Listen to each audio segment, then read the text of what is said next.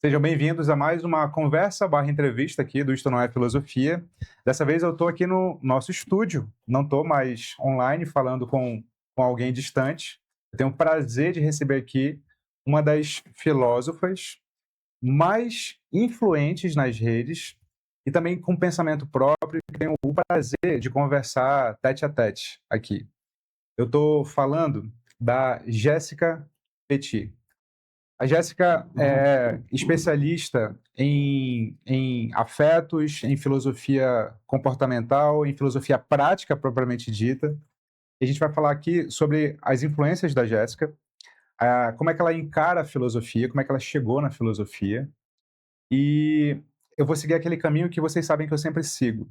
Quando eu vou explicar filosofia para quem quer saber sobre filosofia, eu nunca parto de uma definição, mas eu parto dos 4 grandes problemas que a filosofia aborda segundo a minha visão. Problemas de realidade, metafísicos, de conhecimento, epistemológicos, de relacionamento ou comportamento, éticos, e problemas existenciais. É como eu conduzo a minha vida singular. A gente vai saber a visão da Jéssica desses 4 grandes problemas e como é que foi a trajetória dela até chegar a ser quem ela é. Jéssica, é um prazerzaço te ter aqui Prazer todo comigo. meu, Vitor. Ó, eu queria que, para começar, a gente falasse de uma curiosidade que eu sei que é de todo mundo, pelo menos de todo mundo que me aborda. Porque a galera tem uma noção de que filosofia é distante, é inacessível, e elas acham que a gente já nasce, nós professores de filosofia, prontos, preparados. A gente já nasceu do modo como eles nos veem, né? E aí eu faço questão de perguntar, com o máximo de detalhes que você puder dar, como é que foi seu trajeto até chegar a ser reconhecida como professora de filosofia? Uau, o meu trajeto ele começa, Vitor, eu acho que ainda na infância. Porque a filosofia, ela é antes de tudo uma atitude. É a atitude filosófica diante da vida. E desde muito criança e desde muito adolescente, eu sempre fui muito questionadora. Eu queria saber o porquê das coisas e o porquê eu me comportava como eu me comportava, as pessoas se comportavam como se comportavam, porque que o mundo era como ele é. E eu comecei, eu acho que nessas indagações, a partir inclusive da observação da materialidade, das desigualdades sociais. Eu queria entender porque existiam tantas desigualdades sociais, eu que venho de uma origem muito humilde, e eu queria saber o porquê disso. E Isso é aí, interessante falar. É muito comum que as pessoas que vêm da filosofia não venham de origens humildes, é principalmente as verdade. mais velhas. Eu vim de uma origem muito humilde, de uma família bem disfuncional. E aquelas desigualdades sempre me chamaram a atenção, seja na relação dos meus pais, né, que eu percebia que existia uma relação hierárquica de poder entre minha mãe e meu pai, de dependência financeira, emocional. E eu conseguia perceber, mas não sabia nomear. Eu acho que a filosofia, ela me ofereceu um caminho para conseguir não apenas nomear a realidade, mas também me levar a desejar transformá-la. Hum. Isso, nesse sentido, eu fui muito influenciada pelo Marx, né? Eu acho que o Marx, ele foi o primeiro grande filósofo sociólogo que eu tive acesso ainda na adolescência, junto com o Nietzsche também. Eu acho que o Marx e o Nietzsche, eles foram os 2 principais assim na minha formação intelectual e me fizeram inclusive desejar fazer ciências sociais. É possível uma filósofa dentro das ciências sociais? E aí, você já foi muito confrontada em relação a isso? Ah, com certeza, né? As pessoas perguntam, mas por que você se diz filósofa, né? Da onde tem isso? E a filosofia, ela não é um diploma, ela é uma atitude. O que faz um filósofo é a capacidade dele construir um discurso que direcione a própria vida e viver tal discurso. Essa é a base Que que constitui um filósofo. é uma concepção de filosofia à moda antiga É mesmo, né? totalmente, É. exatamente. Porque se a gente pega hoje os filósofos, a gente sabe que eles são completamente incoerentes, né? Exatamente, isso sempre me incomodou. Eu sempre vi na filosofia e na atitude filosófica um caminho de mudança, não apenas interna, mas também da minha própria realidade material. Uhum. E eu gosto muito de pensar, eu gosto muito de refletir, eu sou muito curiosa. E aí eu fui fazer ciências sociais e eu também me considero assim, uma cientista social raiz, porque tudo nas ciências sociais me interessa. E a minha formação dentro das ciências sociais, ela foi muito filosófica. Em todos os períodos, eu tive muitos professores de filosofia, sempre fui muito próxima deles, então eu estava estudando o Kant. E quando eu conheci o Pierre Bourdieu dentro das ciências sociais, o Bourdieu, que é um filósofo, que no dado momento ele rompe com a filosofia e ele se torna um sociólogo autodidata, porque ele sentia vontade de um empirismo, de dado para produzir o conhecimento filosófico. É verdade, eu tinha me esquecido disso, ele fez o caminho oposto, Ele né? fez o caminho oposto. Ele é um sociólogo autodidata, mas é um dos sociólogos mais importantes, Sim. né? E o que o Bourdieu queria era realmente uma materialidade para produzir o pensamento filosófico. Isso me chamou muita atenção. Cara, é verdade. Porque se a gente não tem uma certa materialidade, a gente pode cair numa abstração, que muitos filósofos caíram. Né? E a abstração ela não tem necessariamente o poder de transformar realmente a realidade. Então, apesar de eu gostar e de me identificar muito com o pensamento, né, com essa atitude intelectual, eu sempre me interessei muito pela matéria, pela realidade. Eu sempre vi na filosofia, principalmente na filosofia prática, na filosofia da ação, uma ferramenta onde a gente consegue aplicar na nossa própria vida os valores que a gente acredita. E eu vi que isso é fundamental, inclusive, para a gente ter uma boa vida. Porque quando a gente vive de acordo com os nossos valores, que a gente chega a partir da elaboração mais consciente mesmo, né? Do que isso importa para mim, e passa a viver de acordo com isso, a gente constrói uma identidade muito mais genuína. Eu sei quem eu sou e eu me expresso como eu sou a partir dos meus valores. É isso que faz de mim uma pessoa diferente, conscientemente, da outra. Porque a gente vive numa sociedade de massa, onde a tendência é que as pessoas só reproduzam e tenham valores que são massificados. Então, elas vivem uma vida que é inautêntica. E a consequência de uma vida inautêntica é uma vida não realizada, é uma vida muitas vezes infeliz, onde tem um distanciamento do ser de si mesmo e uma vida que é incapaz de transformar a própria realidade.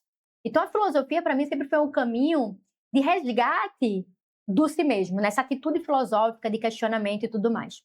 Então, dentro das ciências sociais, eu sempre gostei de absolutamente tudo e eu sempre percebi que as disciplinas das ciências sociais eram fundamentais para construir um pensamento filosófico que não fosse apenas uma abstração, que não fosse apenas fruto do meu pensamento sobre a realidade a partir da minha subjetividade exclusivamente, mas que não tem um potencial de transformação mesmo da realidade. E aí eu faço, né, esse diálogo com essas disciplinas, seja a sociologia, seja a antropologia, as ciências políticas, hoje também a psicologia complexa, para produzir um conhecimento filosófico que é, antes de tudo, um conhecimento prático. A gente pode aplicar na nossa própria vida para viver uma vida, como diria, né, o Spinoza, com muito mais potência de agir. Eu sempre falo, inspirada no Spinoza, que é, inclusive, um dos grandes mentores filosóficos para mim, é que a potência, ela só pode ser conquistada na autenticidade. Ninguém tem potência de agir vivendo uma vida inautêntica, vivendo uma vida distante de si mesmo, dos seus próprios valores. A potência de agir, conforme colocou Spinoza, ela só pode ser conquistada na autenticidade. E a autenticidade é o que nos leva, de fato, a uma vida ética. E eu, que também me considero uma filósofa bem à moda antiga, eu acho que deveria ser a busca de todo mundo, né? Uma vida ética que não é necessariamente uma vida moralista. Uma vida com valores morais ditados por uma instituição, por um grupo, mas é uma vida que acontece a partir de uma coerência interna. E essa coerência interna, por consequência, ela também produz relações muito mais harmônicas e, como diria também o Spinoza, bons encontros. Então, a proposta da minha filosofia e do meu fazer filosófico é a união dessas disciplinas, né, desse pensamento complexo para entender a realidade, que leva em consideração não apenas a materialidade, né, numa perspectiva estruturalista, mas que leve também em consideração o psiquismo e perceber esse diálogo entre a materialidade, aquilo que a gente vê que está, né, bem ao nosso alcance, mas a influência disso no psiquismo, a influência do psiquismo disso, quem somos nós nessa dialética e como é que a gente pode, a partir dela, poder se afirmar em potência, que é, antes de tudo, uma afirmação autêntica. Então, o meu caminho, ele vai muito por aí. Mas tem uma outra curiosidade também, Vitor, é que o petit, quem me acompanha já há muito tempo sabe de onde vem o petit. Eu tenho O uma petit, hipótese sobre isso, eu ia te perguntar, mas fala. o petit, ele não é o meu nome, né? Assim, não é o meu sobrenome, virou a minha marca pessoal e é algo com que eu me identifico, mas o petit, ele vem de petit oiseau, pequeno pássaro. O pequeno pássaro, ele é um conto do colibri, e eu sempre me identifiquei bastante. Que era um colibri que viu uma floresta pegando fogo, e ele sai dessa floresta, né, e tenta pegar gotinhas de água para tentar apagar o incêndio. E os animais riem desse colibri. Falam, cara, por que você está tentando apagar o incêndio dessa floresta com gotículas de água? E o colibri responde que ele precisava pelo menos fazer a parte dele. Ou seja, ele tinha asas para voar e podia fugir, né, daquele incêndio, daquele caos, mas ele tentou, dentro das possibilidades dele, fazer a parte dele. E esse conto, né, essa sabedoria, ela sempre me guiou. Eu tenho consciência que eu não sou capaz de transformar o mundo, de acabar com a fome, porque o ego tem disso, né? O ego quer acabar com a fome na África, quer descobrir a cura para a AIDS, quer fazer grandes revoluções e grandes mudanças. E desde a faculdade, o meu olhar sempre teve voltado para o incêndio que estava acontecendo no meu próprio centro. Como é que eu posso remediar isso? Como é que eu posso transformar isso? Como é que eu posso melhorar isso a partir do que está ao meu alcance? E aí a gente começa a perceber que tem muitas coisas que a gente pode fazer naquilo que está ao nosso alcance, seja na nossa casa, na nossa família, nas nossas relações mais próximas, que tem realmente um poder de mudança. E hoje a gente vive num contexto de muitas crises sistêmicas, né? E muitas discussões acerca dessas crises sistêmicas. Eu acho discussões muito valiosas, mas a tendência é que, diante de todas essas discussões que acabam produzindo afetos passivos e tristes, as pessoas se sintam muito impotentes diante do caos. Realmente estamos num contexto de guerra, né? Uma terceira guerra mundial batendo na porta, um contexto de precariedade no trabalho, um contexto capitalista, de crise e tal. E a gente é tomada por todas essas notícias e se sente muito impotente diante disso. Sim. Quase caindo num certo determinismo. Né? Assim mesmo, não tem como mudar. E cai numa passividade que afasta o ser humano da sua própria realização. E o meu combate, digamos assim, é sobre essa condição passiva, afetivamente passiva diante da realidade. Porque, de fato, a gente tem um olhar crítico, a gente percebe que, na verdade, o mundo ele sempre foi complicado. As relações humanas sempre foram complicadas. Hoje a gente está numa condição, assim, materialmente falando, melhor do que há séculos passados, mas ainda assim, as relações humanas, o mundo do trabalho, o ganhar o dinheiro, saber quem se é, tudo isso continua complicado. Às vezes eu penso, cara, e aí, o que é que eu vou fazer? E como eu vim de um contexto familiar muito difícil, eu só tinha duas escolhas. Ou eu assumia uma posição passiva e me deixava me levar por tudo aquilo que acontecia, ou eu tentava fazer alguma coisa para sair daquela situação. E a minha atitude era, eu preciso fazer alguma coisa para sair dessa situação. Nem que seja começar a trabalhar, ganhar o meu dinheiro, me movimentar, morar sozinha, tentar fazer mais um curso, aprender, estudar. Dentro das minhas condições, eu sempre busquei me transformar dentro daquela realidade para não ser engolida por ela. E hoje a gente tem um discurso que merece sim ser problematizado, mas que merece também ser expandido. E muitas pessoas, né, quando eu falo assim da minha história, falam, mas isso é a meritocracia, né? E não é. Porque, de fato, se a gente parte de uma lógica de meritocracia, no sentido de que, olha, veja só, o sistema é justo, né?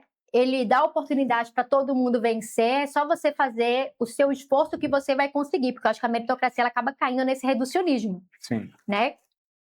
Mas, cara, se a gente não fizer algo por si, quem é que vai fazer? Sabe quem me chamou a atenção pela primeira vez para essa palavra de modo mais profundo do que a crítica que a gente cresce ouvindo, né?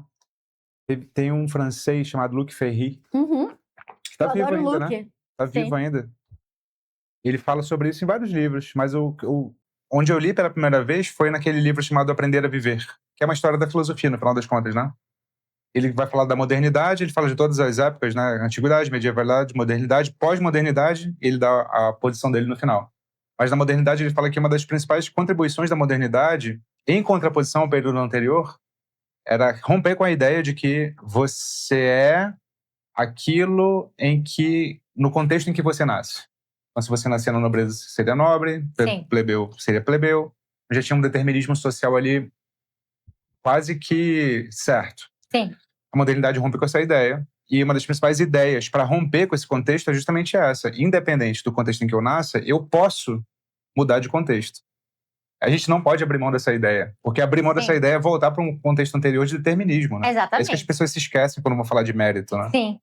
Elas, quando fazem uma análise justa social da injustiça social, uma análise correta da injustiça social, elas se esquecem de que existe um componente individual que precisa ser incentivado, e caso não seja, ele vira só aquilo que eu sei que você critica, ele vira só uma vítima da sociedade, Sim. né? Então, bom, para ser ainda mais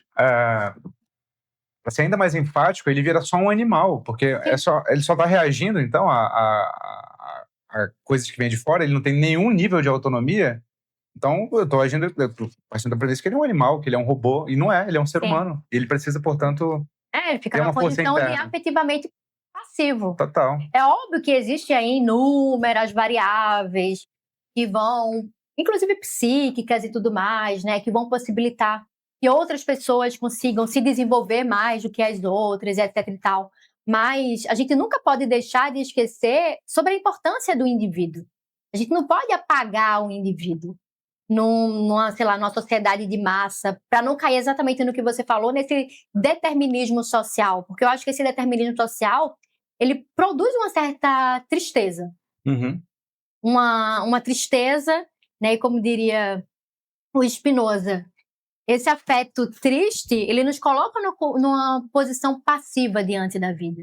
Então, eu acho que, sim, a gente deve e sempre caminhar também para lutar por melhorias sociais e tudo mais, mas a gente também não pode esquecer que o fator indivíduo também importa. Porque não é necessariamente a pessoa ter nascido nas melhores condições que vai fazer com que esse indivíduo se torne um indivíduo diferenciado. Sim. Eu tenho 3 perguntas antes de ir para as mais filosóficas, que é curiosidade minha. E também eu queria deixar mais explícita o seu desenvolvimento, mais explícito o seu desenvolvimento intelectual, partindo das suas alma maters, de onde você foi se formando, assim. Eu tenho muita curiosidade do seu mestrado, mas eu queria que você partisse um pouco antes. Primeiro, por que você escolheu ciência política e não filosofia, lá no início? Segundo, por que França? O que te levou para lá? E terceiro, por que o Instituto Dédalus com Heráclito, que é o nosso amigo em comum, né? Que foi quem nos uniu aqui. Fala desses 3 pontos que eu acho que vai ser muito interessante para clarificar como é que foi o seu desenvolvimento intelectual. Então, por que ciências políticas? E onde, né? Fala pra galera onde foi e tal. Ciências políticas surgiu primeiro de da minha alma utópica, que é o desejo de transformação social. Então, o meu intuito sempre foi querer transformar, de fato, a realidade e buscar meios para isso. E as ciências políticas, eu via um caminho onde eu poderia aplicar o conhecimento, seja na elaboração de políticas públicas, seja na elaboração de meios que transformassem, de fato, a realidade a partir de um conhecimento filosófico. Então, as ciências políticas foi uma escolha minha por ver nela um sentido mais politicamente prático. Sim, você já tinha esse impulso desde sempre, não veio depois. Não veio. Eu sempre quis a praticidade, né? Eu sempre me incomodei muito com a abstração. Assim, dentro da faculdade sempre foi o meu incômodo. Eu me lembro que na faculdade, quando tinha eleições para o DCE, que aí os colegas, né, ficavam tentando debater grandes lutas a níveis nacionais, eu falava, mas gente, a gente não tem banheiro para tomar banho aqui dentro da universidade. Tem papel higiênico, Não tem papel higiênico, exatamente. Eu fui uma aluna trabalhadora. Eu chego na faculdade cansada, suada, eu preciso de um banho para assistir essa aula e não tem banheiro. A gente está na universidade pública, onde muitos alunos também são trabalhadores. Então, a gente tem, né, que resolver esses problemas que estão muito próximos de nós e que a gente tem uma capacidade maior de resolver, seja lutando lá com a reitoria, mobilizando e tudo mais. Então, essas discussões, assim, eu acho que a minha mente ela é bem hierárquica, né? Eu sempre penso a partir do centro para depois se expandir. Uhum. E aí, as ciências políticas sempre veio nesse propósito de eu buscar ferramentas práticas para transformar a realidade social a partir de um conhecimento também filosófico. E aí, eu escolhi fazer Sciences Po, que é um dos maiores, se não o maior instituto de estudos políticos e sociais do mundo na França, que é onde se formaram, assim, os intelectuais que eu mais admiro, que foram também professores, inclusive o Pierre Bourdieu. O Pierre Bourdieu Como foi é que quem foi esse pensou... negócio pra ir pra lá, cara? Eu tenho curiosidade. Você tava na Federal Cara, de Pernambuco, né? É, A Federal Rural de Pernambuco. sim, Né? Eu fiz na Federal exatamente. Rural do No Rio. Rio. E aí foi uma bolsa, foi um professor. Como é que foi? Cara, Como é que foi? foi loucura. Porque, assim, eu acho que você veio da mesma época que eu, né? E, assim, na época, tava tendo muita Ciências Sem Fronteiras. Aham. E não tinha Ciências Sociais no Ciências Sem Fronteiras. Tinha teatro, mas não tinha ciências sociais. E Eu aí, me eu lembro. via os meus amigos de engenharia indo pra fora, Aham. tomada por uma certa inveja. Mas, cara, por que isso não tem nas Ciências Sociais? Eu quero estudar fora, né? Eu quero viver essa experiência de fato. E não tinha. E eu pensei, como é que eu posso fazer para poder estudar fora? O que é que eu posso fazer para poder estudar fora? Tu já sabia francês essa altura? Não, nem hipótese Então, alguma. esse nível de curiosidade que eu quero, vai. Não, em hipótese alguma. Assim, eu sempre fui muito apaixonada pelo francês, porque eu sempre tive uma certa resistência ao inglês, então eu precisava falar uma segunda língua. E a cultura francesa, principalmente por conta da Revolução Francesa, por ser palco de grandes revoluções, também é um país que, para mim, forma os melhores intelectuais, E né, do valoriza também Ocidente, e intelectuais, né? valoriza também. Então, eu sempre fui muito atraída pela França. E aí eu começo a pensar em como é que eu poderia ir para a França, Uhum. para viver essa experiência lá. E aí eu descobri um intercâmbio que se chama Au Pair. Que é Basicamente, de babá, exatamente. né? Exatamente. Eu criei um planozinho na minha cabeça. Legal. Eu vou para a França como jeune fille au pair. Lá eu consigo ter... Eu não tinha dinheiro, gente. Eu era pobre, assim, sabe? Eu trabalhava a pagar a passagem do ônibus e tal. Foda. Mas ao longo da faculdade, assim, eu tive a sorte de ter um período de greve. Uhum. Acho que foi a greve de 2000 e... Acho que foi em 2012, a gente teve um período de greve bem longo. E aí, eu aproveitei esse momento para fazer muitos trabalhos, muitos freelas e tudo mais. E aí eu juntava o dinheiro e eu financiei essa minha viagem para fazer o Jeune Fille au Pair. Precisava pagar tudo, né, assim, a passagem e tudo mais, mas lá, como eu trabalhava, então eu recebia, sei lá, acho que era uns 400 euros. Além de morar na casa da família, eu trocava o serviço, né, de cuidado com as crianças, morando na família e recebia ali uma graninha de 400 euros que me possibilitava, inclusive, viajar pela Europa. Só que eu já fui para a França pensando assim, cara, eu preciso dar um jeito de ficar aqui.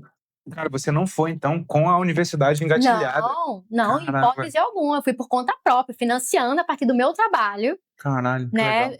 Com a minha bolsa PIBIC, mas com os freelas também que eu fazia como promotora de evento, eu panfletava, assim, sabe? Antes de ir pra faculdade, eu panfletava. Aí eu ganhava, sei lá, uns 100, 150 reais a cada diária de panfletagem. Aí eu juntava, assim. E no final eu consegui fazer uma boa soma. Até teve uma época da faculdade que eu trabalhava tanto. Eu lembro que eu tirava, assim, uns 4 mil reais por mês. Fazendo freela e tudo mais, juntando tudo. E isso, na época, era maior do que muitos professores que estavam iniciando a sua jornada acadêmica lá dentro, né? Sim. E aí eu comecei, nossa, olha, se eu me movimentar aqui, buscar caminhos, eu consigo, né, ganhar bem, faturar. Eu já dava mentoria de construção de projeto científico também, que eu aprendi a habilidade quando eu estava dentro do PIBIC, né, enquanto pesquisadora. Sim. E aí eu fui à França como jeune fille au pair. Chegando lá, eu pensei que eu preciso ficar. E o meu sonho era fazer Sciences Po. Mas seja por uma vaidade, seja por admirar, mas pouco importa. Eu queria muito fazer Sciences Po. Inclusive, um mestrado que foi idealizado pelo Pierre Bourdieu. Né? O meu professor, ele foi um dos grandes... O professor, na época, que era o diretor ali do mestrado, ele foi um grande pupilo do Pierre Bourdieu, então eu queria estar perto desses nomes, né, desses pesquisadores, que são muito bons, diga-se de passagem, né? Eu aprendi a fazer pesquisa na França, eu devo muito a Sciences Po, e aí eu pensei, não, eu vou me candidatar ao mestrado. E aí eu fui lá, pesquisei, me candidatei ao mestrado, e eu fui aprovada. Então, quando eu fui aprovada, eu consigo voltar para o Brasil, defender o meu TCC. Na defesa do TCC... Você foi aprovada sem terminar. Sem terminar a graduação. Eu voltei para o Brasil, defendi meu TCC e retornei à França. E fiz o mestrado lá. Caramba, Foram anos loucos. O mestrado na França, como diria o ditado brasileiro, é lugar onde filho chora e a mãe não vê. Mas você conseguiu bolsa lá para fazer o mestrado? Não, eu também fui tudo autofinanciado. Você... Não, foi de graça o mestrado para mim, eu não paguei. Mas não tinha ajuda de custo nenhum? Não tinha ajuda de custo, eu fui autofinanciado e tudo mais. E você teve que... Não tinha licença para trabalhar também, né? Tinha, porque lá você tem uma permissão de trabalhar enquanto estudante, assim, não é o horário preenchido, é tipo 25 horas semanais, mas isso me dava, né, um dinheiro, e eu também estava, na época, eu tinha conhecido o meu ex-marido, e a gente estava junto, então a nossa parceria também viabilizou muito eu me manter lá. Legal. Caraca, que história, cara. Sim. Isso diz muito do que você valoriza também, assim, porra, nada foi dado, né? Nada foi dado. Eu cheguei assim, eu lembro do meu primeiro dia de aula, eu sou muito otimista também, né? Eu me lembro do meu primeiro dia de aula, tudo em francês, o meu francês, naquela época, era tipo, sei lá, B1, né? Que é um nível meio intermediário baixo. Aí eu me dei conta que eu tinha que escrever uma dissertação em francês. Eu pensei, meu Deus! Tipo, o meu francês nem se compara ao francês dos alunos, né? Que quem faz Sciences Po são alunos que vêm de escolas de elite. O meu francês é muito rudimentar. Não é só fazer o mestrado. Enquanto eu faço o mestrado, eu também tenho que aperfeiçoar o meu francês para poder escrever uma dissertação em francês. Então, a luta ela foi ainda maior, porque além de trabalhar, de me bancar, eu também tinha que aprender mais francês, me aprofundar. E, assim, foi um mestrado muito difícil. Porque os professores franceses, eles têm uma outra lógica de hierarquia e tudo é realmente muito difícil. A gente iniciou o primeiro ano, sei lá, com 60 alunos. O segundo ano, tinham pouquíssimos. Desses pouquíssimos, eu acho que uns 10, 12 conseguiram, de fato, defender uma dissertação. É mais, e eu mais fui do uma que o delas. BOP. Pede pra sair total. Total. Pede pra sair. Então foi muito difícil. Mas forjou o caráter, né? Assim, as dificuldades, elas forjam o caráter. Mas até aí você era cientista política, hardcore, formada numa Federal do Brasil, mestrado numa universidade de ponta do mundo. Mas o que ainda faltava para você se desenvolver plenamente só nessa carreira de ciência política? Como é que se dá o progressivo caminho da filosofia? Cara, Porque hoje você é filósofo e não cientista político, embora tá no seu DNA. Sim. E aí? A filosofia, ela sempre fez parte da minha jornada dentro da academia. Então, eu sempre fui muito próxima dos filósofos da faculdade. Então, era muito da filosofia política, era o meu grande forte, era a filosofia política. E eu sempre estudei. E a formação da Sciences Po é uma formação que tem filosofia muito forte. Né? Então, durante toda a formação, não só a minha formação dentro da Federal Rural, quanto também dentro da Sciences Po, foi uma formação muito filosófica. E eu sempre tive esse ímpeto de uma filosofia da ação, de uma filosofia prática. E na época, eu conheci que hoje, inclusive, um grandíssimo amigo meu, que era um estoico, e a gente se encontra nesse local do estoicismo. E a gente começa, o Jean-Baptiste, e a gente começa a discutir muito sobre o estoicismo e a fazer determinados movimentos dentro da cidade de Estrasburgo, levando o estoicismo para as pessoas. Então, a gente promovia cafés filosóficos, estava sempre discutindo. Então, aí eu vi, assim, no estoicismo, essa via prática mesmo, assim, de construir uma escola de filosofia a partir de um conhecimento que ele é também complexo e transdisciplinar. Então essa sempre foi a minha veia. E aí foi que as coisas começaram a acontecer. Mas dentro de mim, olha só que doido, eu sempre tive o desejo de ser, seja uma filósofa clínica, seja ter uma escola de filosofia. Então eu lembro desde muito nova, eu acompanhava o Alain de Botton. O Alain de Botton, ele tem uma escola de filosofia, eu sempre brilhei os meus A maior do olhos. mundo, talvez, né? É a The School of Life. Exatamente. Eu pensei, cara, uma escola para a vida, nossa, que incrível. Gostaria muito de construir algo nesse sentido. Então, olha que doido, né? Mesmo eu estando nesse percurso, a filosofia, ela é minha grande mestra, que vai pegando a minha mão e que vai me acompanhando, né, dentro dessas disciplinas, que vai me fazendo conhecer a vida, né? Eu acho que o meu grande diferencial, Vitor, é que eu não sou uma acadêmica de gabinete. O meu conhecimento intelectual, ele é produzido na vida real, enquanto trabalhador, enquanto estudante, dentro das minhas aflições. Como é que eu posso lidar com as minhas emoções, com os meus afetos, para poder lidar, né, com essa realidade? Como é que eu posso me transformar? Então, a filosofia, ela foi, de fato, assim, a minha grande deusa, a minha grande mestra, para que eu conseguisse lidar com todas aquelas adversidades. Pelo que eu estou entendendo, então, a filosofia, para você, representou uma espécie de abertura que as ciências políticas não davam conta. Você era maior do que as metodologias Sim. das ciências políticas, né? Sim. Você foi em busca de abertura, e a filosofia, por excelência, é essa abertura. Né? E porque, assim, as ciências políticas podem cair numa tecnocracia. Isso é um perigo, porque não leva em consideração as particularidades do sujeito, não leva em consideração a alma humana. Então, a gente cair numa burocracia, numa tecnocracia, mesmo que a gente tenha uma ferramenta incrível de poder transformar a realidade, mas transformar a partir do quê?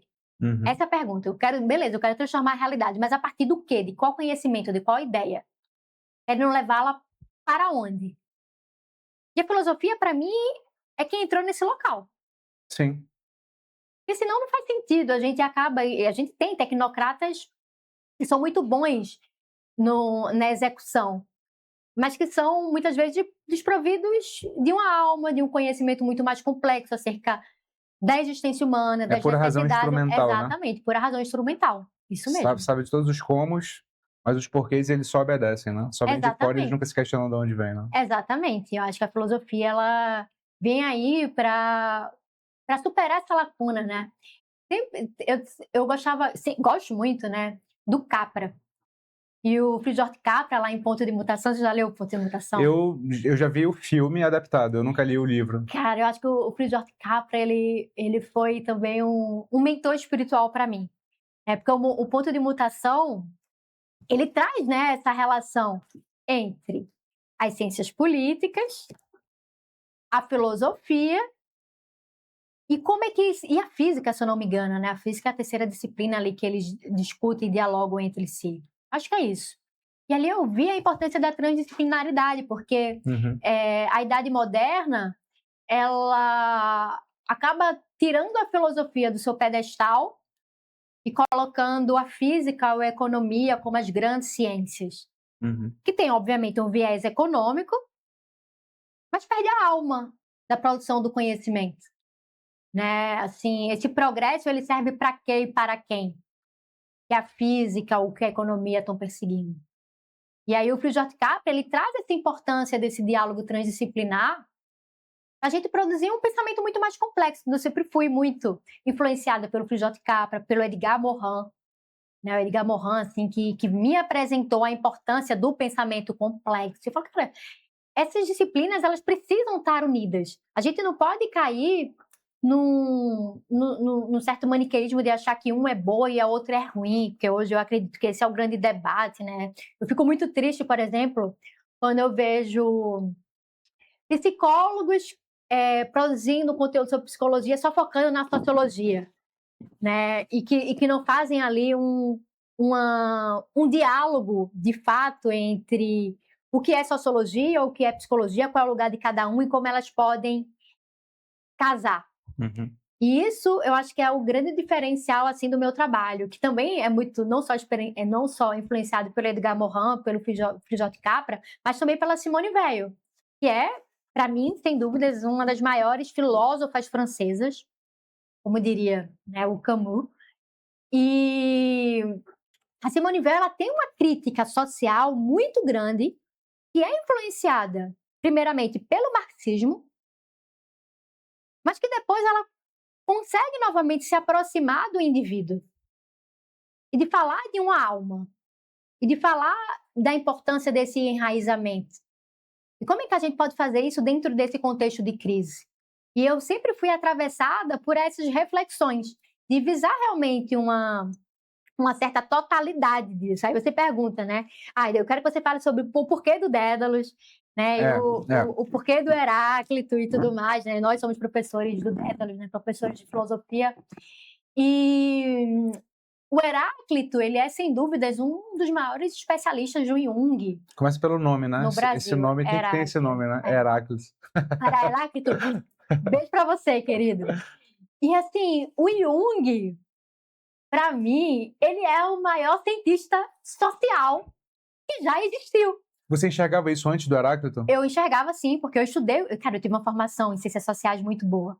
Então eu estudei o Jung lá em ciências sociais. Eu estudei o Jung, eu estudei o Freud dentro das disciplinas de sociologia da religião, de antropologia. Então eu já fui apresentada ao homem e seus símbolos lá na graduação em ciências sociais. Então, de certa forma, o Jung também sempre esteve presente na minha vida. E Jung é um grande cientista social.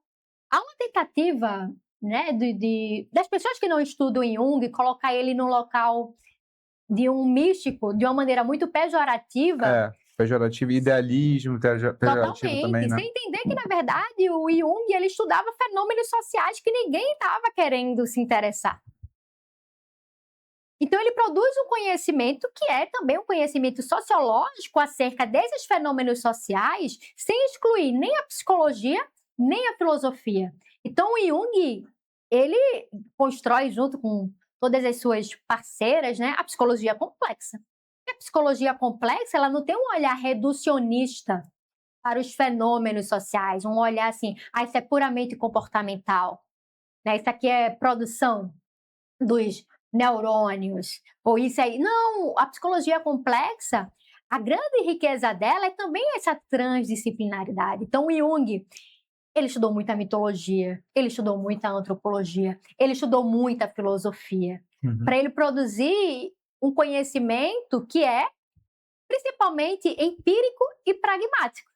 Então, o Jung, ele, para mim, é quem consegue fazer essa totalidade, essa união de tantas disciplinas que são fundamentais para entender o comportamento humano. Porque se a gente, por exemplo, só sociologiza as discussões, a gente perde o primor da psicologia do indivíduo.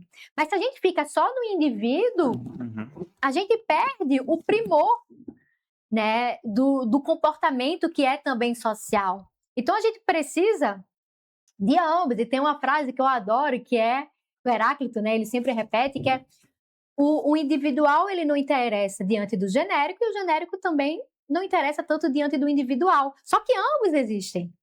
E existe uma dialética entre ambos. Mas quando a gente olha o indivíduo, é muito importante que a gente olhe o indivíduo a partir de quem ele é. E a filosofia, ela também nos educa a gente considerar o indivíduo. Mas a gente também não pode esquecer que esse indivíduo está dentro de um contexto que é sócio-histórico e político.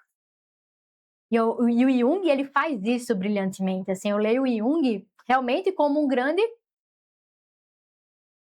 cientista social. Assim. Então, um dos meus textos prediletos do Jung, que é A Mulher na Europa, é uma descrição de um fenômeno, né, do que acontece psicologicamente quando as mulheres elas rompem com papéis sociais que eram pré-definidos na era vitoriana, e agora que elas entram no mundo do trabalho, de um trabalho que foi pensado por homens e para homens, como esse trabalho afeta o seu desenvolvimento psíquico, que afeta as suas relações, e como isso também transforma a sociedade como um todo, porque uma vez que a mulher tem acesso ao que o Jung chama, né, dessa psicologia masculina, que nada tem a ver com o papel de gênero, né, porque a masculinidade, nesse conceito, está relacionada a saber o que se deve fazer e fazê-lo. Quando a mulher ela concede, né, a sua psicologia essa noção e que ela consegue pegar as coisas a partir da sua própria mão, ela não quer voltar para trás, ela não quer voltar para uma condição de passiva, onde ela depende da existência, principalmente de uma figura masculina, para poder realizar o que ela quer, mas que a partir dessa mudança, que olha só, é uma mudança assim, estrutural, que aconteceu devido a 2 grandes guerras, que levou a mulher ao mundo do trabalho, como essas mudanças, ela produz também uma mudança psicológica. Essa mudança psicológica produz também uma mudança social, e uma coisa influencia a outra, que influencia a outra, que influencia a outra. Então a realidade ela acaba sendo transformada por muitas coisas que estão acontecendo simultaneamente. E o Jung ele consegue perceber isso e consegue ter um olhar que ao mesmo tempo percebe esse genérico, essa totalidade, mas que também percebe o individual. Eu acho que isso é muito rico. Tanto que hoje eu penso assim, né, depois que eu comecei a estudar o Jung, a gente estava até conversando sobre isso ontem, que eu passei a me incomodar muito com muitos pensadores, muitos filósofos, né, brasileiros e tal, que eles tentam resolver os problemas complexos da sociedade com mais moralismo. Que tem lá o seu valor, mas que não resolve o problema do indivíduo. Porque, como diria o Jung, o que pode ser veneno para um é remédio para o outro. E o que é remédio para o outro é veneno para um. Então, não existe um caminho a ser trilhado por todos. E aí a gente mata mais uma vez o indivíduo. E aí eu passei a me incomodar com esse excesso de moralismo na tentativa de resolver problemas complexos, exatamente porque eu venho de um local onde a gente estuda os problemas sociais a partir de uma complexidade, vem aí a ciência política, né? Sim. E a sociologia, entender, cara, eu acho que a filosofia, ultimamente, ela está sendo muito reduzida a um certo moralismo e um idealismo. E uma coisa alimenta a outra. Isso tem produzido muito mais neuroses do que necessariamente transformação social. E hoje eu penso, Vitor, que não dá para produzir um conhecimento filosófico sem ter um conhecimento sobre a psicologia complexa, sobre a psicologia do indivíduo. A gente pensar realmente numa filosofia que possa, ao mesmo tempo, produzir transformações sociais, mas a partir do próprio indivíduo, da transformação, do desenvolvimento da personalidade do indivíduo, para que o seu si mesmo, né, ele possa se manifestar e trazer transformações tão necessárias para a sociedade. Então, hoje eu faço assim essa dialética que é complexa, mas que para mim é muito bem estruturada, sabe? Bom, a gente nesse início aqui, que durou, eu acho que durou mais tempo do que vai durar essa segunda parte, embora essa segunda parte tenha mais perguntas. Porque essas perguntas que eu vou fazer agora a gente já respondeu. Eu só quero colocar em gavetas para ficar mais fácil da galera assistir depois. Mas você já respondeu todas elas, eu acho. Mas eu vou fazer um momento Abujanra. O momento Abujanra é aquelas perguntas muito gerais, assim, que é impossível de responder, obviamente, mas é para botar o convidado em apuros mesmo, né? É o que é a vida. Não vou perguntar o que é a vida, mas levantar coisas igualmente gerais, assim. Mas deixa eu só explicar para quem está vindo pela primeira vez. Eu falei lá no início, mas eu ressalto agora. Eu não estou certo se é possível definir filosofia, porque o problema da definição, posto que definir é colocar fim, colocar fronteira, é sempre deixar alguém de fora, né? Então, filosofia é muito difícil de definir, mas dá pra gente cercar de acordo com os problemas que os filósofos tentam responder, desde sempre. Alguns tentam responder os 4, outros focam só num, só no outro. Que são os problemas sobre metafísica, que metafísica para mim não é um problema de além da física só, tem essa acepção da palavra, mas metafísica para mim é a teoria da realidade. Epicuro é um metafísico, portanto, né? A realidade para ele é só material, mas tendo uma teoria da realidade, ele é também um metafísico. Epistemologia, como é que eu sei o que é a realidade? Ética, como é que eu devo me comportar perante os outros? E existência, como é que eu devo conduzir a minha vida, uma vez que eu sei que eu vou morrer? E aí entra a questão de sentido e tal. Vamos passar por elas todas, porque eu acho que quando alguém revela o que pensa sobre essas 4, revela a sua cosmovisão. E eu queria captar a sua cosmovisão aqui. Então, Jéssica, o que é a realidade? Uau! Sabe que essa pergunta também sempre norteou as minhas pesquisas? O meu mestrado, eu pesquisei sobre a representação social da realidade. Que é uma questão epistemológica, né? Exatamente. Mas né? que não tem como dissociar a epistemologia de metafísica, eu sei. Não tem. E aí, uma coisa sempre me chama a atenção, que é o seguinte: a gente acredita que a gente está dentro de uma realidade, né? E aí, nas redes sociais, por exemplo, as discussões que estão muito em voga no momento, que mobilizam afetos, que faz a gente achar que a realidade é uma coisa, mas a realidade não é outra coisa e tudo mais. E quem me aproximou, assim, dessa investigação acerca da realidade foi também o Sérgio Moscovici. Sérgio Moscovici? Ele é um psicólogo social Aham. francês, né? E ele desenvolve a teoria das representações sociais, que é basicamente a teoria que vai investigar o senso comum. Hum. E muitas vezes a compreensão que a gente tem sobre o que é a realidade é um senso comum. Sim. E o senso comum, a ideia que a gente tem sobre as coisas, influencia o nosso comportamento. Tanto que o Moscovici vai falar que a representação social é uma preparação para a ação. Por exemplo, se eu cresço numa sociedade que diz que o cachorro é um animal muito violento, um animal muito agressivo, e que essa ideia, esse senso comum, é partilhado entre os participantes, né, dessa sociedade, desse grupo. Qual que é a minha reação diante desse cachorro? Ou de medo, de agressividade, antes que ele me ataque, eu ataco ele. Exatamente. E o senso comum, ele também constrói determinadas realidades. A essas realidades, a gente chama, na sociologia, da construção da realidade social. Uhum. E a construção da realidade social, isso que é muito, muito doido, porque eu vou por camadas, né? Olha, tem um senso comum, e esse senso comum influencia o nosso comportamento, e esse comportamento influencia na construção dessa realidade social. Mas será que essa realidade social é de fato a realidade? Ou será que é uma expressão de como a gente se relaciona com essa realidade, o que é necessário a gente fazer para alcançar de fato o que é a realidade? Eu gosto de pensar a realidade, Vitor, como totalidade. Uhum. Porque a gente tem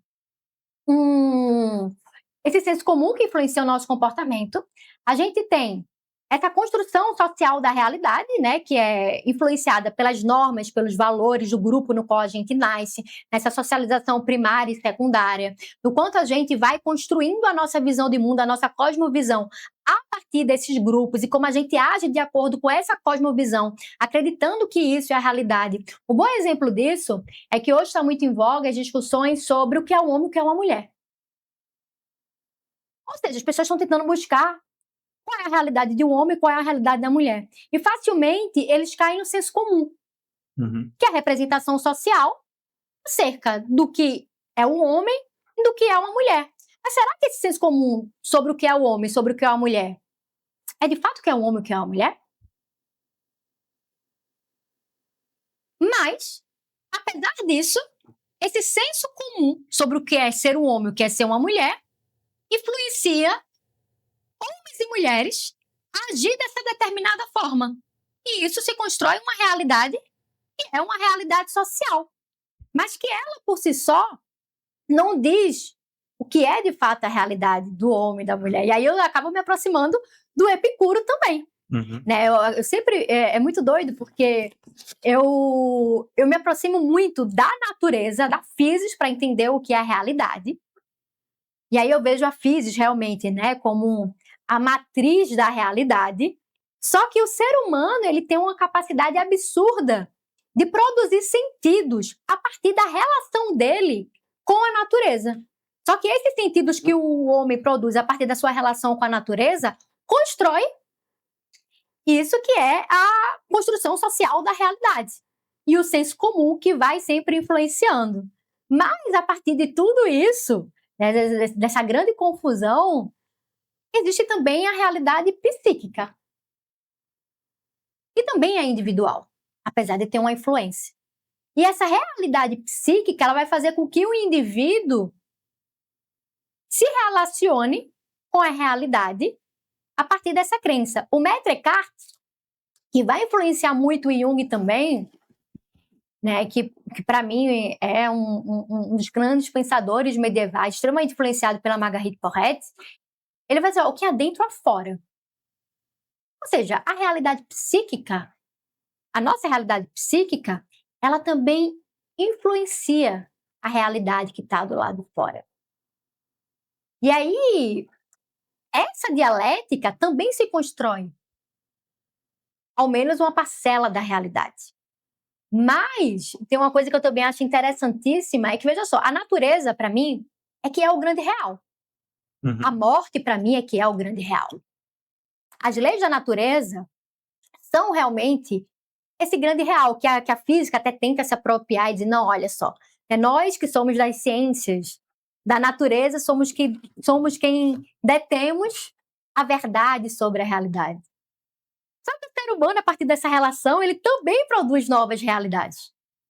Só que eu consigo perceber que são realidades que, ao mesmo tempo, são individuais, mas que juntas produzem uma certa totalidade e que a gente não pode ignorar. Então, eu diria que a realidade, ela é a totalidade e que ela é feita de muitas camadas, que nós podemos estudar a realidade de maneira separada, mas se a gente fixa o nosso olhar, a nossa compreensão apenas para uma parcela da realidade, como, por exemplo, a física, né, ou as ciências da natureza, a gente perde as complexidades dos fenômenos. Uhum. Então, para mim, a realidade ela é produzida por essa grande dialética que vai sempre produzindo novas realidades, e novas realidades, e novas realidades, e novas realidades, que vão nos levando a um determinado lugar. E ao mesmo tempo que quando a gente estuda o senso comum, né, ao mesmo tempo que é uma farsa, é também real. Isso que é muito doido.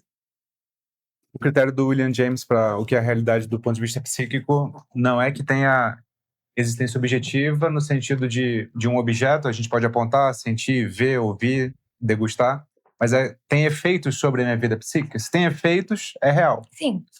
Esse é um critério de realidade Sim. também, né? Eu divido um pouco, eu acho que eu penso muito parecido com você. Eu só utilizo uma nomenclatura diferente. Eu gosto de pensar realidade por meio de uma imagem e por meio de 3 conceitos. A imagem é a imagem de uma constelação. As estrelas de fato existem, mas a constelação só existe quando um ser humano vai lá e projeta aquele padrão, né? As estrelas estão lá, mas não naquele padrão. Então acho que é um pouco isso a realidade. Mas eu gosto de colocar 3 categorias na mesa, que é a categoria da objetividade, da subjetividade e da intersubjetividade. Exatamente. Objetividade, lei da gravitação universal, Exatamente. radioatividade. Não importa se você acredite, vai acontecer. Subjetividade é o amigo imaginário, tá só na sua cabeça. Sim. A intersubjetividade, eu acho que é a grande parte disso que você falou. É uma realidade que não depende só de uma cabeça, mas também não está inscrita exatamente na natureza, mas ela depende de muitas cabeças pensantes. E porque ela depende de muitas cabeças pensantes, ela não depende de nenhuma delas individualmente. Ela tem regras próprias, ela tem dinâmicas próprias, são os símbolos, né? São os campos do Bourdieu, Sim. são a materialidade das relações sociais do Marx. Então, toda vez que a gente pega só um desses elementos, a gente lê a realidade de modo deturpado, né? Sim, totalmente. E a gente precisa levar muito em consideração a realidade intersubjetiva, porque ela que medeia todas as outras, né? Exatamente. A compreensão de todas as outras, né? Principalmente pensando nesse contexto social, né? O nosso contexto no qual a gente está inserido. Exatamente. É por isso que as pessoas vêm procurar a gente, pessoas como a gente, e não só físicos, biólogos e químicos, né? Porque se você pegar a realidade só pela perspectiva da física, química e biologia, você não vai entender nada do que o comportamento humano funciona, como a sociedade funciona e por aí vai. E existe, né? Eu acho assim, cara, ser humano é uma coisa muito extraordinária. Às vezes eu penso, nossa, como é que a gente consegue ser ao mesmo tempo tão idiota e tão complexo e tão inteligente? Né? Cara, a gente colocou uma... Eu observo as criações humanas, né? Um carro, um avião. A gente é de uma genialidade incrível. Como é que a gente pode colocar um trambolho imenso para voar, né, assim, e ao mesmo tempo ser tão idiota para algumas questões? Então, o ser humano, ele é muito complexo. Ele é dotado de muitas possibilidades, né, que podem ser desenvolvidas. Então, a gente não pode excluir essa complexidade humana na produção das realidades. A gente está produzindo realidade o tempo todo. Uhum. Mas a realidade, para ela ser de fato realidade, ela precisa ser total. Como você falou, tudo isso precisa estar unido para a gente ter essa visão do que é a realidade. Se a gente só exclui, sei lá, a natureza, a gente perde de vista a complexidade dos fenômenos. E pouco importa, porque assim, é tão impressionante como a gente como o senso comum acerca da realidade, ele influencia o nosso comportamento de fato, né? O Berg e o Luckmann, lá na Construção Social da Realidade, eles trazem um exemplo que eu acho incrível. Ele fala assim, um sujeito que está passando por determinadas crises em Nova York, ele está apenas sofrendo dos nervos, ele é um neurótico. O sujeito que está passando por determinadas crises lá numa comunidade da África do Sul, ele está sendo possuído pelo demônio. Uhum. E esses dois eventos são também realidades. Mas e aí, qual é que está mais certo? Será que é a neurose, né, do sujeito nova-iorquino? Ou será que é a possessão demoníaca para aquela população sul-africana? A questão é, o modo como eles enxergam os fenômenos também dão vida aos fenômenos. Faz com que aquela seja a realidade deles. E não há uma discussão assim racional, eu acho que seria até um crime a gente tentar impor, né, a nossa visão intelectualizada sobre aquela realidade.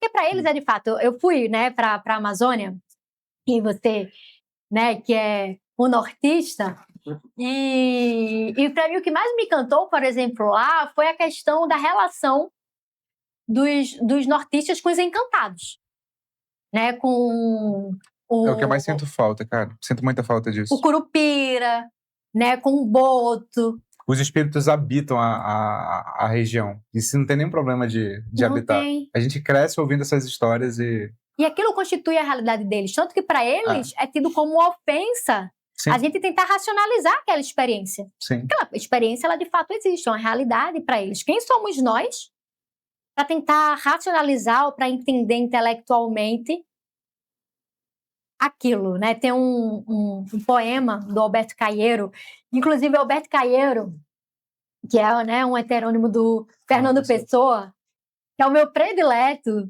é o que mais me ensina sobre a realidade. Já leu os poemas de Alberto Caeiro? Já. Cara, são maravilhosos, né? E ele tem um deles que ele fala assim, que ele não quer ser tolo o suficiente para tentar entender o mundo apenas a partir da inteligência. Então, o mundo é o mundo. Vamos pegar essa citação boa. Vamos para a pergunta de didática artificial, porque não dá para separar uma coisa da outra, mas eu quero separar para efeitos didáticos, que é como é que a gente conhece o mundo, principalmente tendo em vista que a gente se auto-engana. Então, por exemplo, quando a gente vai pensar numa disciplina chamada pensamento crítico, que já se autonomizou da filosofia hoje, né? É engraçado que pensamento crítico no nosso país é uma expressão associada à esquerda marxista, né? Sim. Ter pensamento crítico é necessariamente no Brasil ser de esquerda. Mas fora do Brasil, não. O critical thinking é uma disciplina que ensina argumentação, propriamente dita, né? E vieses, e heurísticas e tal. Porque, de fato, houve uma mudança nos estudos de pensamento crítico mundial depois da década de 80, que foi muito influenciada pelo trabalho de alguém que é best-seller hoje, que é o Amos Tversky e o Kahneman, que foi prêmio Nobel de Economia. Sim. E que liderou ali inicialmente os estudos sobre vieses cognitivos, né? Foi um Nobel de Economia que veio da psicologia, inclusive, né? O cara é formado em psicologia. E ele formaliza a ideia de que já era muito descoberta em filosofia, pelo menos desde o Platão, de que a gente não enxerga a realidade, a gente enxerga a realidade filtrada pelos nossos vieses e tal. Lembro muito da teoria dos ídolos do Bacon, por exemplo, né? Já estava tudo ali. Mas a ideia é, a gente sempre enxerga a realidade filtrada por alguns vieses. Perdão, por algumas heurísticas, alguns atalhos de pensamento. A realidade é complexa, essa complexidade nunca é abarcada, ela é sempre abarcada por padrões que facilitam a ação. Não tem como ser diferente. A gente precisa pegar só algumas variáveis para agir. Só que quando a gente pega essas variáveis para agir e essa ação leva a erros sistemáticos, a gente está falando de um viés. Uhum. Tá, então essa é a diferença entre heurística e viés, basicamente, lá no Kahneman. Como é que a gente enxerga a realidade depois dessa mudança de paradigma em pensamento crítico? Porque não dá mais para a gente ensinar alguém só a argumentar. O primeiro passo não é ensinar a argumentar. O primeiro passo é ensinar a pessoa a enxergar as suas próprias experiências heurísticas e viés. Exato. Se ela não enxergar isso, não importa. Ela vai... Essa distinção que ele também torna famosa. Ela não vai raciocinar, ela vai racionalizar. Ela Exatamente. vai tornar uma ficção coerente. Quanto mais inteligente ela for, mais capacidade ela vai ter de tornar uma história absurda como se fosse real. Né? Esse é o grande erro, inclusive, de achar que só conhecimento torna uma pessoa melhor. Não. Você pode tornar um monstro. Né? Olha, você é mais junguiano do que você imagina, viu? É mais uma evidência de que esses caras não descobriram nada novo, né? Eles só formalizaram uma coisa que já era desenvolvida.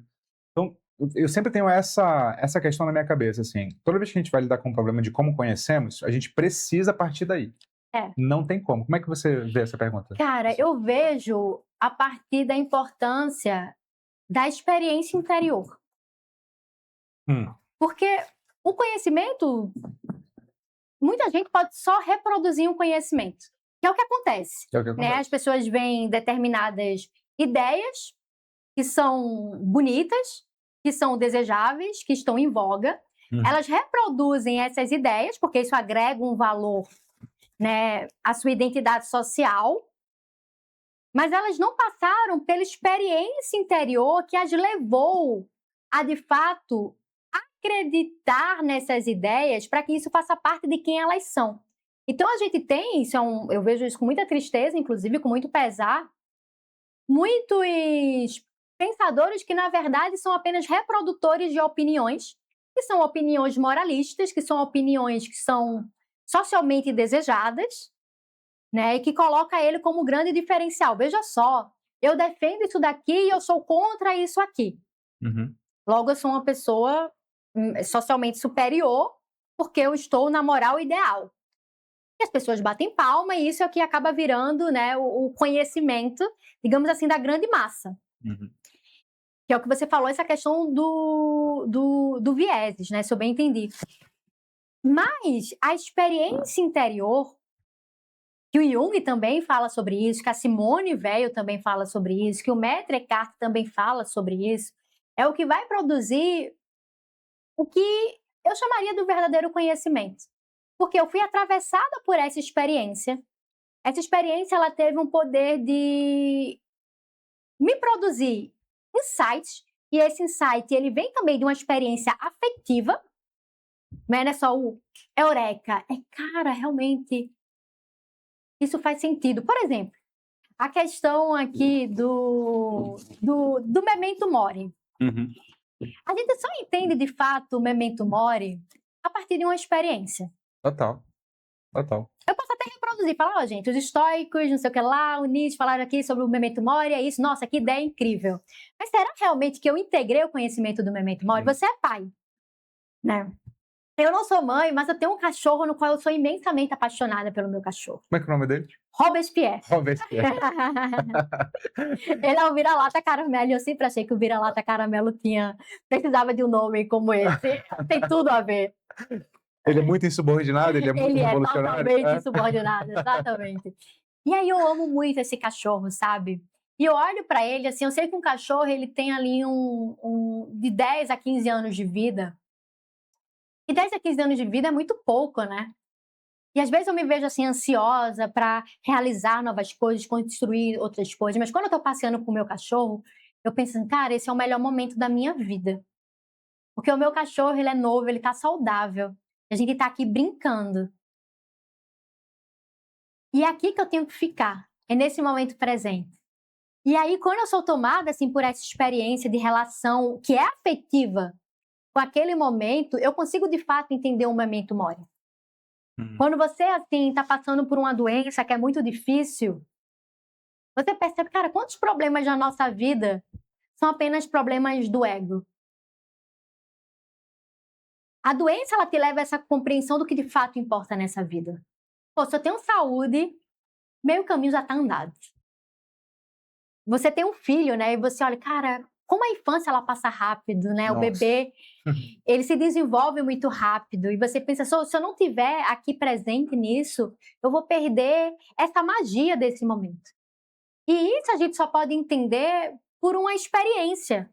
A experiência ela é de fato transformadora. E o Jung, na sua prática psicoterapêutica, ele trata muito disso. Assim, não adianta você estar lá com o seu paciente tentando intelectualizar e resolver aquela questão por o que ele chamou de terapia por sugestão.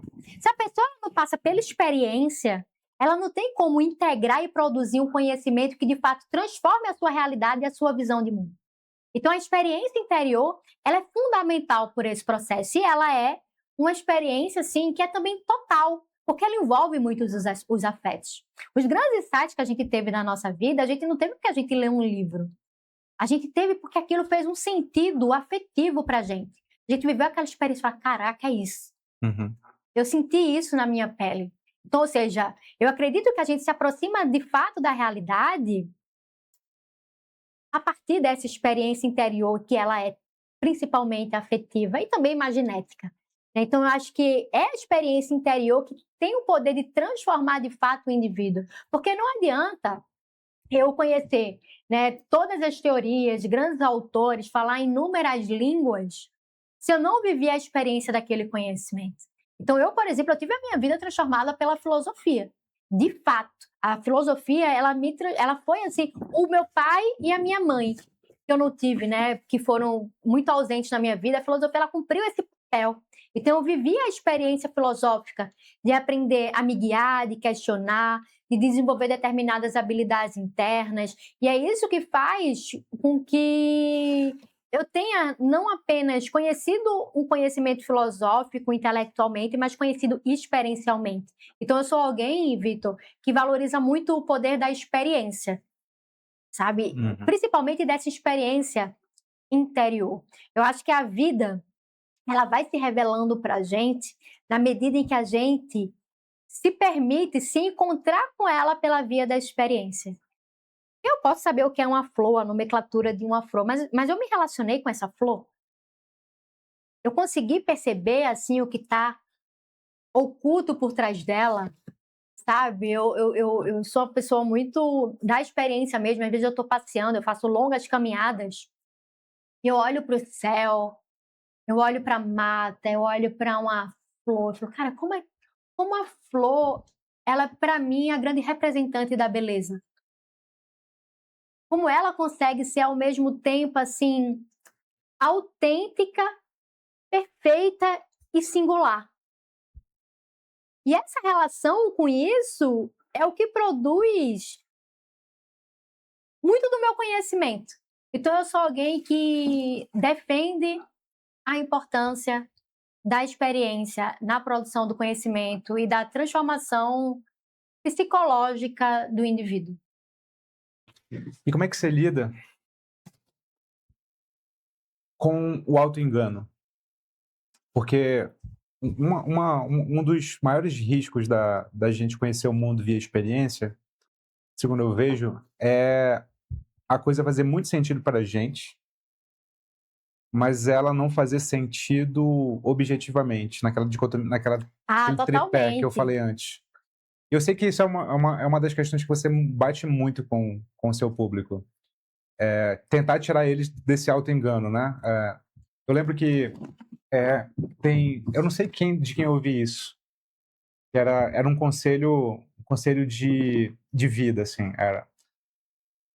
A pessoa falava para outra assim, puxa, mas eu me sinto uma farsa, eu me sinto merda, eu sinto que eu não tenho força, eu sinto que eu sou um engodo. Aí a outra pessoa dizia assim, às vezes você é mesmo, porque você não realizou nada na vida ainda, porque você não tentou fazer nada, você não ajudou ninguém, você não faz quase nada com o tempo que você tem. Então, se você estava esperando de mim que eu dissesse para você, olha, compreenda o seu momento, compreenda o seu tempo, você não vai escutar de mim, porque você é um engodo mesmo, você não faz nada com a sua vida. E quando eu ouvi esse conselho, eu falei, caraca, eu nunca teria coragem de dizer isso para alguém, mas houve ali um confronto necessário, ou seja, ela tirou a pessoa do auto-engano. A pessoa estava pensando que ela era uma vítima, a experiência subjetiva dela era essa, mas na verdade não, era outra coisa. Como é que, tendo centralidade na sua vida, a experiência subjetiva, você lida com o auto-engano? Quando você vai aconselhar ou conversar com alguém, ou consigo mesmo. Eu acho que os afetos, eles são o melhor instrumento para isso. Porque o Spinoza ele vai trazer tanto a questão, né, do afeto passivo e do afeto ativo.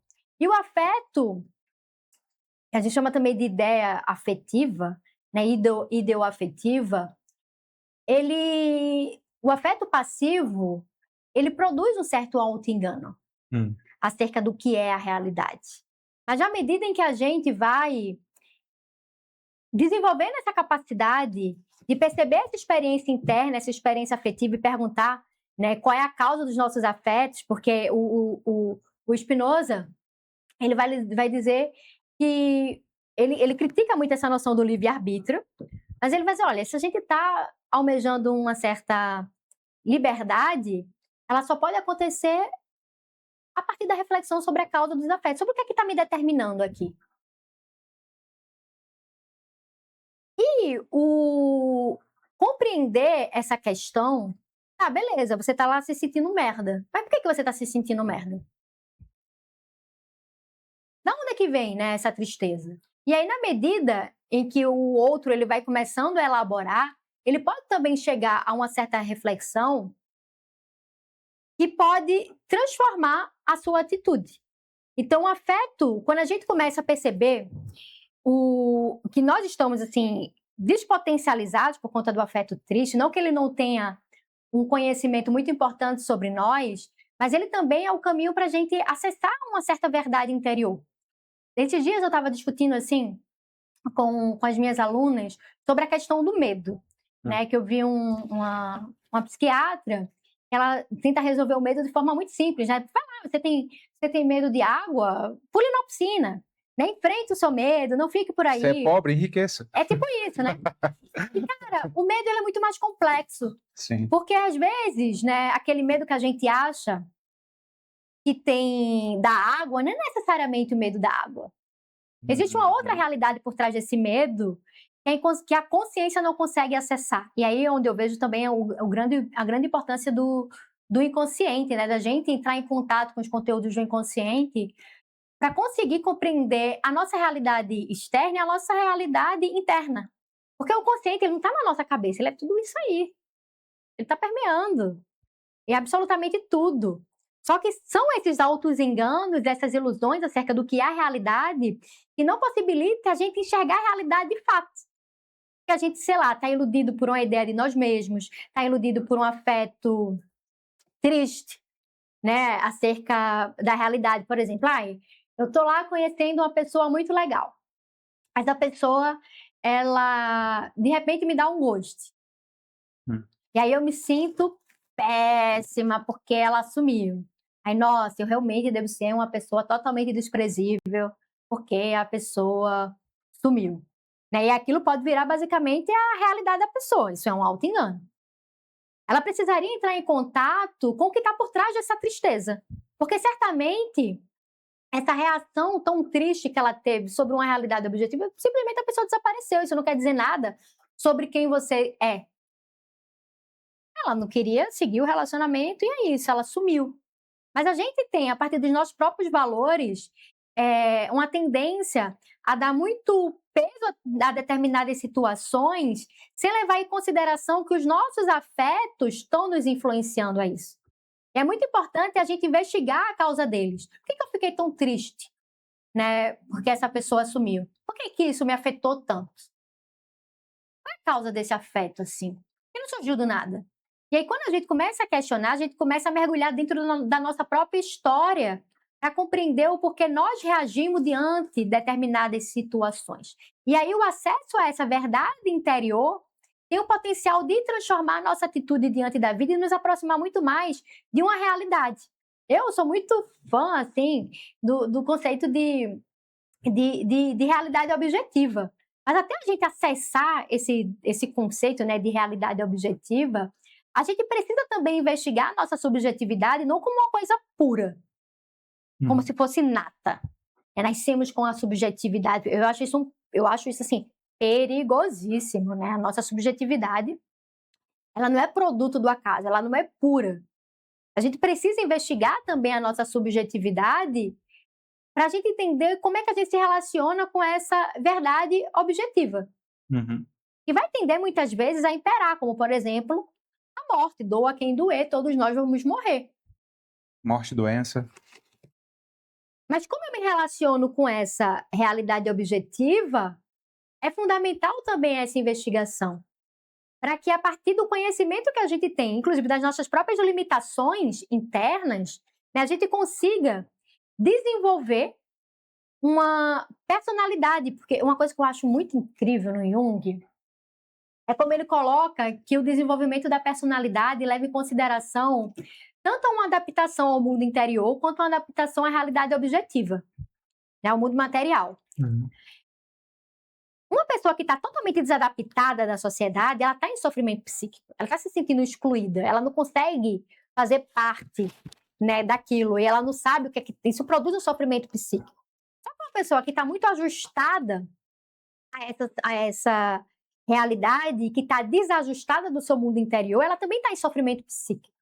Então, o desenvolvimento da personalidade, ele acontece por uma via de mão dupla. A gente precisa estar adaptado ao nosso mundo interno, mas também a gente precisa estar adaptado à realidade. Eu acredito que a partir do desenvolvimento da personalidade, que passa por esse processo de investigação da própria subjetividade, a gente consegue estar, ao mesmo tempo, adaptado a quem nós de fato somos, e consegue também estar adaptado a esse mundo, a essa realidade material, e isso produz um certo bem-estar. Então, é muito complexo, mas eu vejo nos afetos um caminho fundamental para esse autoconhecimento, inclusive de investigação da própria subjetividade. Que às vezes a gente pode achar o seguinte: ah, não, eu estou muito bem resolvida com determinada situação. Aí, num dado momento, uma situação muito parecida acontece e a gente descobre que não está tão bem resolvida assim. Por quê? Porque o afeto se manifesta. Seja a partir da raiva, do ressentimento, né, ou do ódio, ou da alegria, ou do amor, enfim. E aí, o afeto, ele é esse grande estalo de que existe em nós uma realidade que a gente poderia, sei lá, ignorar. Por exemplo, a pessoa dizer assim, isso acontece muito, né? Dia desses eu vi um pensador falando sobre isso e me incomodou profundamente. Ele basicamente disse, é porque a inveja é algo que precisa muito ser combatido. É um vício da alma e tudo mais. Isso é moral. Né? Será que é tão fácil assim a gente deixar de ser invejoso? Não, eu não sou, em hipótese alguma, invejosa. Não sou. Aí, de repente, eu vejo meu primo que passou no concurso público, que está bem de vida, e eu sou tomada por essa inveja. Olha o afeto falando, essa realidade em você existe.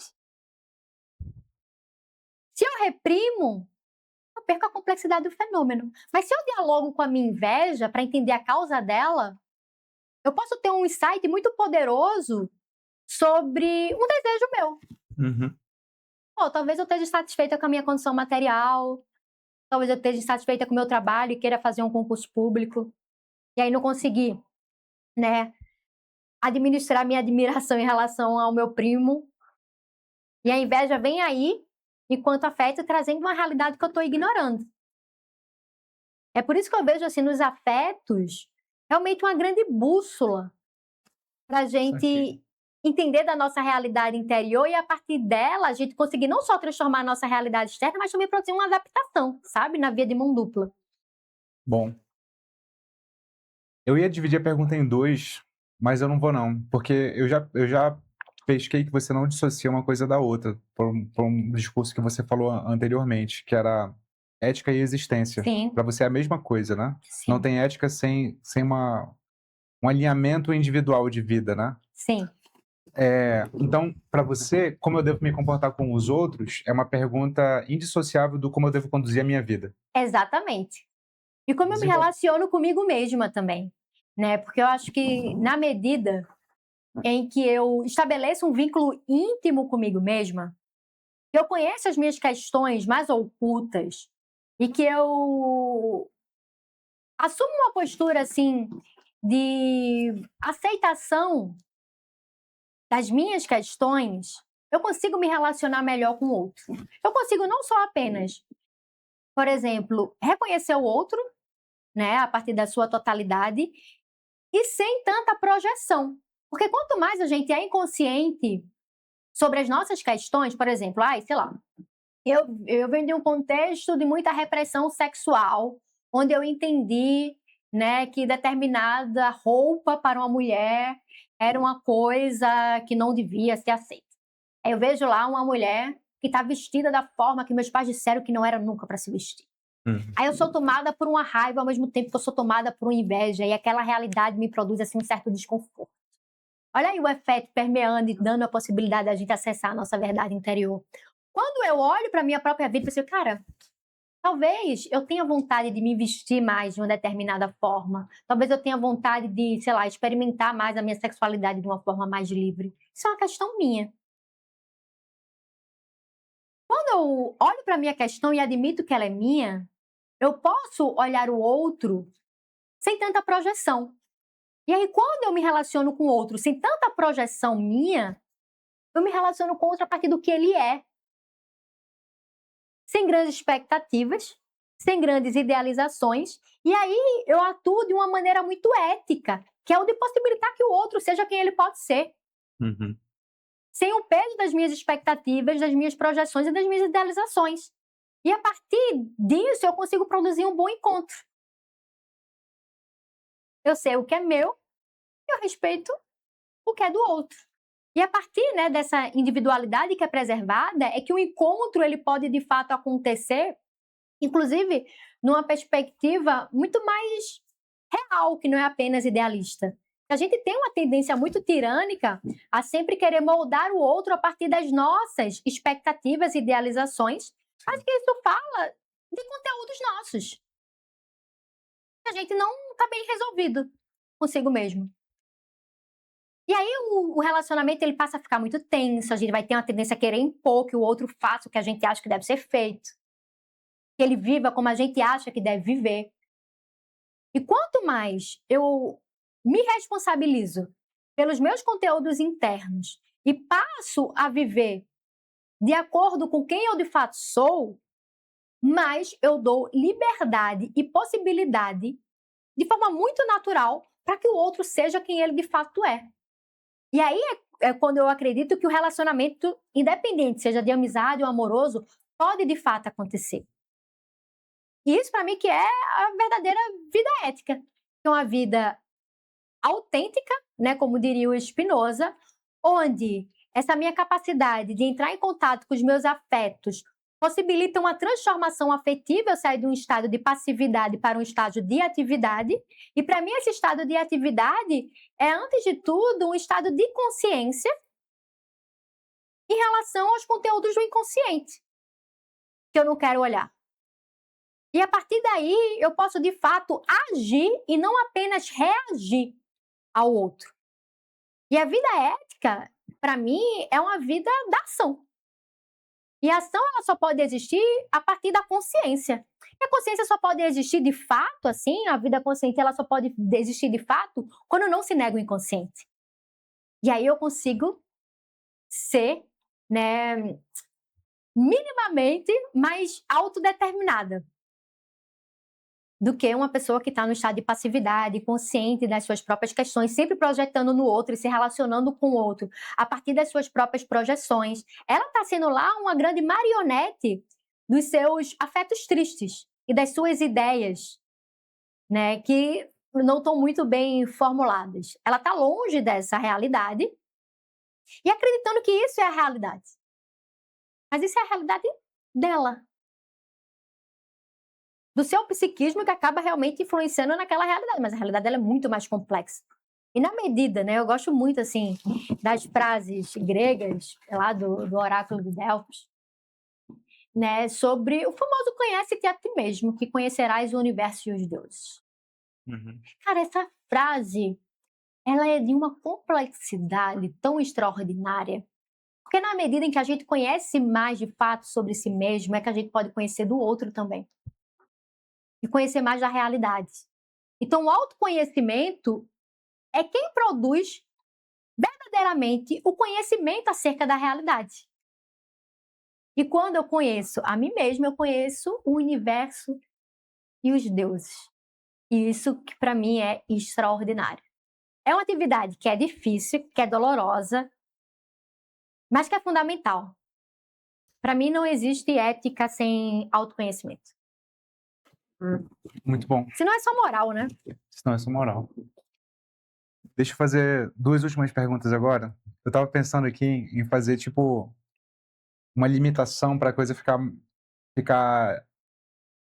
Eu quero saber como é que você condensa, não como você analisa.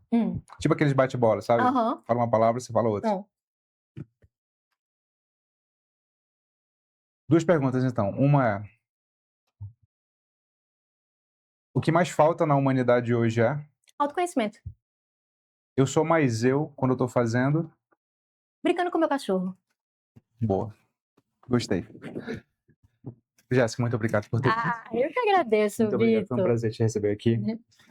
Gente, coloquem aqui nos comentários agora, Gabriel, uma palavra que só vai saber quem assistiu a conversa até agora. Vamos ver. Como é que é o nome do cachorro? Robespierre. Comenta aqui embaixo, Robespierre. Se você não sabe como escrever, você está com o Google na sua mão. É só colocar Robespierre no Google que ele vai te corrigir.